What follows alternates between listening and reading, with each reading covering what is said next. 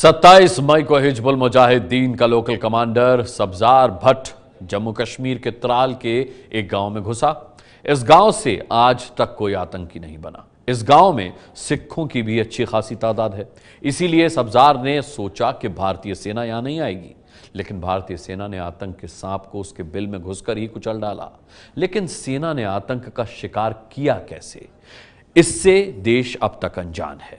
ABP news संवाददाता नीरज राजपूत बुरहान के यार के एनकाउंटर का अनदेखा सच आज देश के सामने ला रहे हैं। आपको आज हमारी ये रिपोर्ट देखने के बाद यह पता लगेगा कि जब एनकाउंटर होता है तो क्या होता है।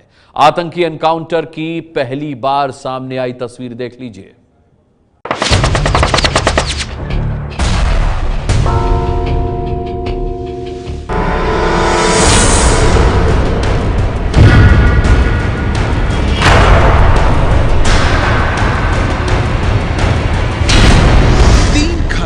आज एनकाउंटर का मतलब बताएंगे।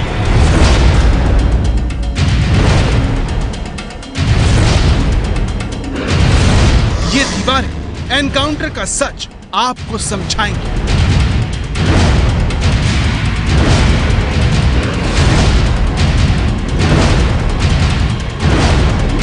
ये 2 मंजिला इमारत आज बर्बादी की कहानी खुद सुनाएगी।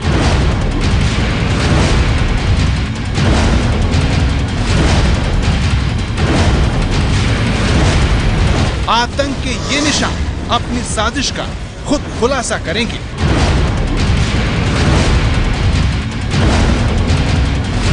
आतंक से बर्बादी क्या होती है, ये आपको हमारी ये रिपोर्ट समझाएगी।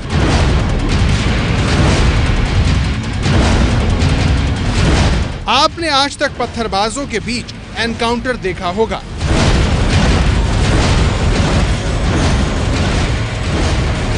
आपने एनकाउंटर के बाद सेना का एक्शन देखा होगा। लेकिन आज हम आपको वहां से एनकाउंटर दिखाएंगे जहां पर यह सब हुआ, जहां पर आतंकवादियों और सेना के बीच भिड़ंत हुई।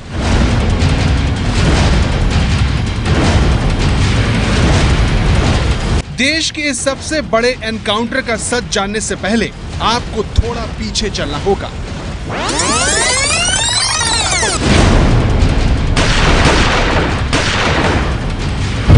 सब्जार के एनकाउंटर ने आतंक पर तगड़ी चोट की। देश ने सेना को इसके लिए सलाम भी किया, लेकिन हमारे जाबाजों ने आतंक का काम कैसे तमाम किया, देश को ये बताने के लिए एबीपी न्यूज संवाददाता नीरज राजपूत श्रीनगर पहुंचे, जहां से वो जम्मू श्रीनगर राजमार्ग से करीब 7 किलोमीटर दूर सोयमू गांव पहुंचे। ये गांव त्राल शहर से करीब 3 किलोमीटर की दूरी पर है। एबीपी न्यूज संवाददाता नीरज राजपूत अपनी टीम के साथ बड़ी मुश्किल से इस गांव में पहुंचे। सब्जार के एनकाउंटर के बाद से ही ये पूरा इलाका बंद है। सुरक्षा कारणों से पहले तो पुलिस ने हमारी टीम को वहां नहीं जाने दिया। इस गांव को लेकर खौफ इतना ज्यादा है कि कोई टैक्सी और ऑटो वाला यहां जाने को तैयार नहीं हुआ। जैसे तैसे एक टेम्पो में बैठकर हम गांव पहुंचे।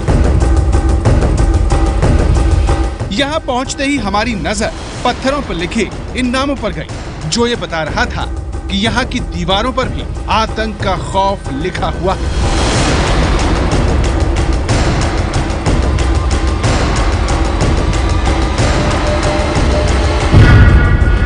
ऑटो से उतरकर एबीपी न्यूज की टीम थोड़ी दूर पैदल चलकर सोयमू गांव के उस घर तक पहुंची जहां सब्जार का एनकाउंटर हुआ था।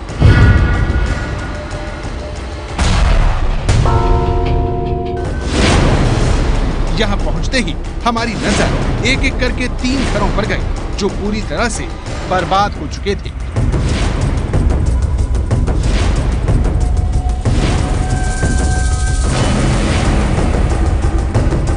अब हमारे सामने सवाल ये था कि किस घर में आतंकी सब्जार अपने साथियों के साथ घुसा था, क्योंकि तीनों ही घर सेना ने पूरी तरह से तबाह कर दिए।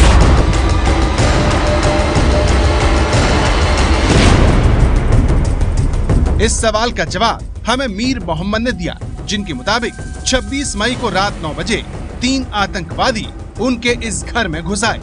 इसके बाद क्या हुआ ये आपको बताएं, उससे पहले जरा इस घर पर नजर दौड़ाइए। इस घर की दीवार हो, खिड़की हो या फिर दरवाजा, सब कुछ गोलियों से छलनी है। इस घर में सेना ने एनकाउंटर कैसे किया, इसकी गवाही मीर मोहम्मद की जुबानी आपको सुनाएं, उससे पहले आपको इस घर के भीतर ले चलते हैं। घर के मुख्य दरवाजे से घुसते ही आपको हर दीवार गोलियों से छलनी मिलेगी। हम जैसे ही आगे बढ़े, हमें सीढ़ियों पर कालीन बिछा हुआ मिला, जिस पर छत और दीवार का प्लास्टर गिरा हुआ था। सीढ़ियां खत्म होते ही हमें पहला कमरा दिखा। कमरे में घुसने से पहले ही हमें गोलियों से दबा दीवारें दिखी। दूसरी दीवार का भी यही हाल मिला। एक दीवार में तो गोलियों से इतना बड़ा छेद हो गया जिससे अंदर बाहर आसानी से देखा जा सकता है। इस कमरे की खिड़की से दूसरा बर्बाद घर भी दिख रहा था। पूछने पर बताया गया कि ये मीर मोहम्मद के भाई का घर है, जहां उन्होंने आतंकवादियों के आने के बाद शरण ली। इस कमरे में तबाही देखने के बाद हम आगे बढ़े तो हमें इस कमरे में सामान रखा मिला, लेकिन यहाँ की दीवार भी गोलियों से छलनी थी।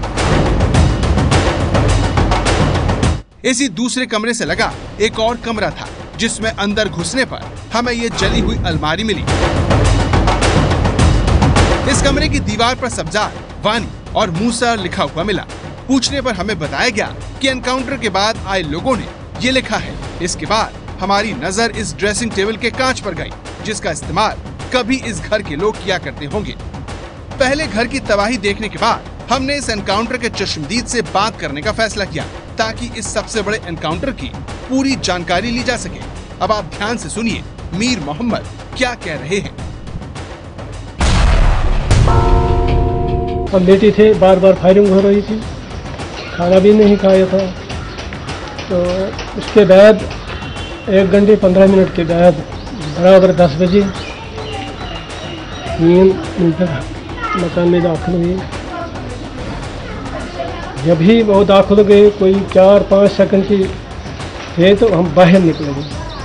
उसने हमें रोका दरवाजे पर कि यहीं रहो हमारे साथ, लेकिन हमने कहा मेरे पास इतनी ताकत नहीं है। तो जब हम बाहर निकल गए नंगे पाँव, तो अपने भाई के दूसरे मकान में चले गए।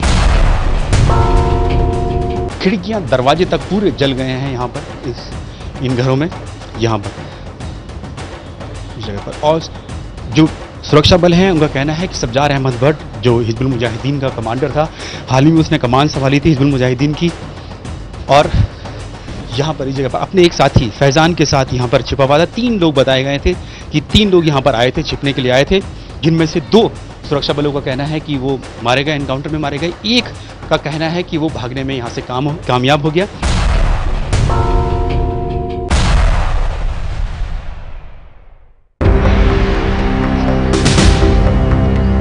आतंकवादियों और सेना के बीच आम लोग किस तरह पिस रहे हैं, ये उसकी दूसरी मिसाल है। ये मीर मोहम्मद के भाई का घर है, जहां अब कुछ भी नहीं बचा। दीवारें खंडर बन चुकी हैं और छत इतिहास। यहाँ पर सेना ने आतंकवादियों पर कितनी फायरिंग की, उसका अंदाजा भर देने के लिए आपको हुकुम सिंह से मिलवाते हैं, जिनके एक बीमार रिश्तेदार को गोलियों के शोर से हार्ट अटैक आ गया।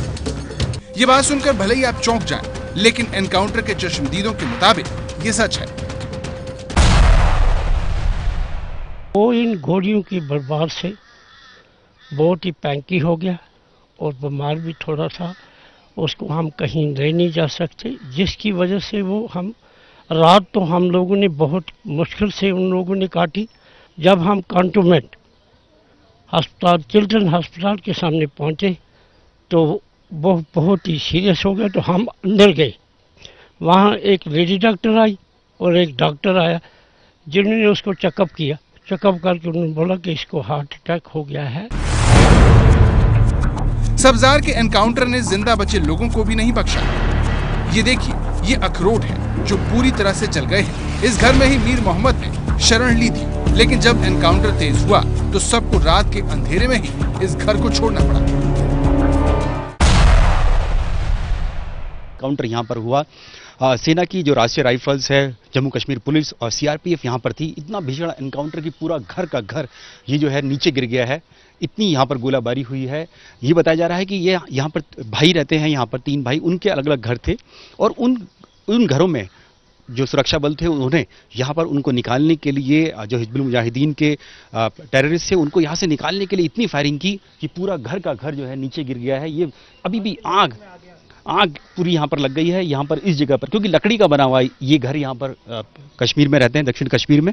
वहाँ पर क्योंकि आग लगी फायरिंग के चलते, या फिर ऐसा कोई पाउडर था यहाँ पर जिसकी वजह से आग लगी। अभी भी धुआं यहाँ पर निकल रहा है, इस घर में है, यहाँ पर इस जगह पर। और ये देखिए जो जिनका घर है वो यहाँ के किसान हैं, अखरोट की खेती करते हैं। पूरा अखरोट का अखरोट यहाँ पर ये पड़ा हुआ है। इस टीन के नीचे जो है वो सब पूरा अखरोट है यहाँ पर, इसके नीचे। और यहाँ पर ये तीनों घर जो हैं इसमें सिर्फ और सिर्फ यहाँ पर गोलियों के निशान यहाँ पर दिखाई देते हैं। यहाँ पर पूरा सामान, घर का अंदर का जो भी किसी के घर का सामान है, जो भी एक जरूरत होती है, वो सब पूरा घर दिखाई दे रहा है।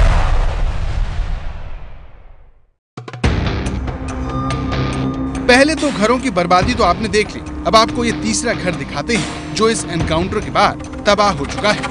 अब यहाँ पर रह पाना किसी के बस की बात नहीं है। तीनों घरों को देखने के बाद अब आपके मन में सवाल आ रहा होगा कि ये लोग अब कहाँ रहेंगे और क्या इन्हें इस बर्बादी का मुआवजा मिलेगा?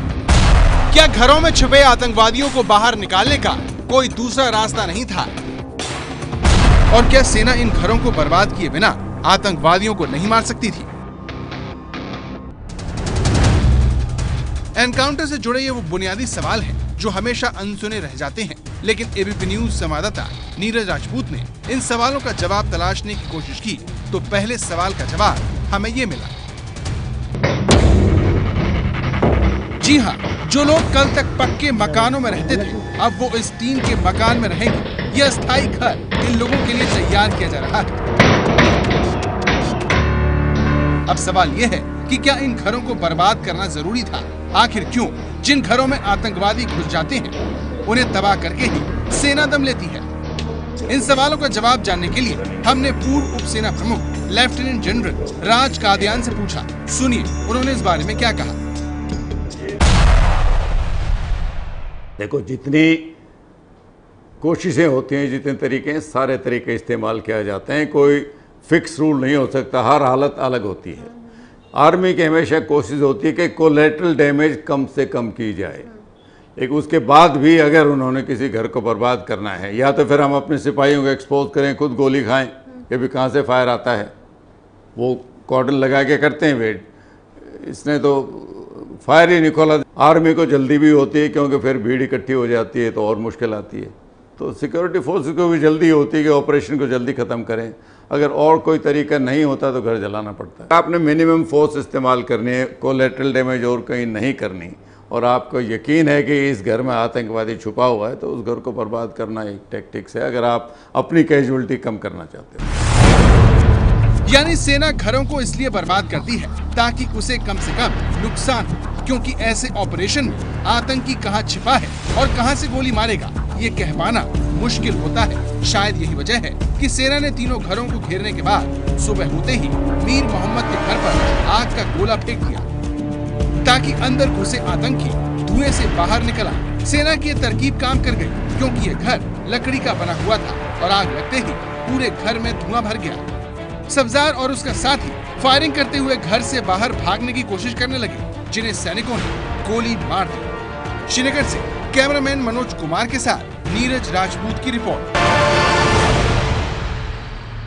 ये है एबीपी न्यूज, आपको रखे आगे।